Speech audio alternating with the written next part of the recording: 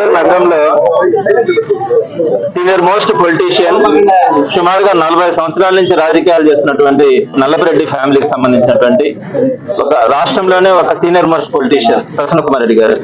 ఆయన ఇంటి మీద జరిగినటువంటి దాడిని ఇప్పుడు చూసినాం. అసలు మేమంతా చెప్తే ఇట్లా దాడి చేస్తున్నారంటే అంటే బయట నుంచి ఎవరైనా రాళ్ళు వేస్తుంటారేమో అని అనుకుని ఇక్కడికి వచ్చి చూసిన తర్వాత ధ్వంసం చేస్తున్నారు. లోపల ఒక్క వస్తువు కూడా శుద్ధంగా ఉంచలే. సరే, ఈవెన్ బెడ్రూమ్స్ లోకి వెళ్ళి ఒక పెద్ద ఆమె ప్రసన్న కుమార్ రెడ్డి అన్న వాళ్ళ అమ్మ, ఆమె చాలా వృద్ధురాలు, ఆమె ఉంటే కూడా ఆమెను పక్కకు నెట్టేసి ఆ బెడ్రూమ్స్ లో గానీ కిచెన్ లో గానీ తీసినటువంటి దారుణమైనటువంటి పరిస్థితులు చూస్తా ఉంటే కళ్ళ మీద నీళ్ళు వస్తా ఉన్నాయి.